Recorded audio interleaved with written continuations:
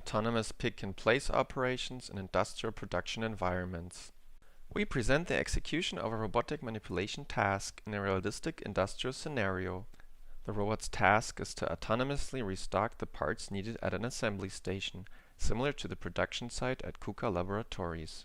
After the worker places small load carriers on the robot, the platform autonomously navigates to the destination based on a previously recorded 2D map. The task is carried out by a DLR-modified KUKA OmniRob. The mobile platform, which features an omnidirectional drive, is extended by a lightweight arm with gripper, a pan-tilt unit, and a multitude of sensors. The robot stops at an intermediate position, but the processing could as well be done while moving. The pan-tilt unit is moved to scan the scene on the robot's working surface with a stereo and time-of-flight camera. Here we see the depth images as generated by the semi-global matching approach. Based on the depth images, a probabilistic voxel space, which is initialized with the state unknown, is updated. Each sensing is used to gain information of the probability of occupancy of each voxel. The measurements from multiple viewpoints allow for generation of a safe-for-motion environment model.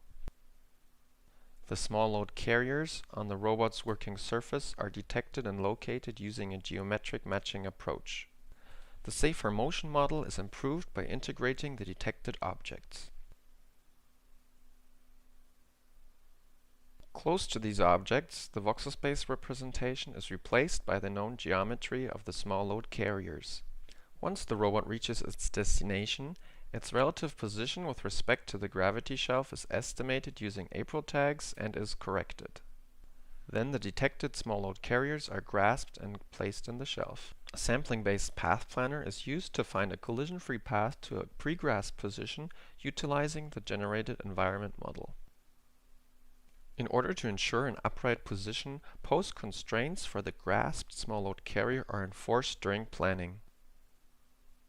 The object is grasped by executing an object-specific sequence of Cartesian motions, which is robust to minor pose deviations.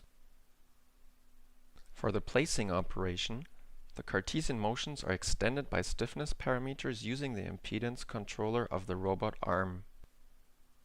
For retrieving empty small load carriers from the shelf, the robot arm is switched to low stiffness impedance control mode, and the platform's translational degrees of freedom are utilized. Finally, the robot returns the small load carriers to the warehouse.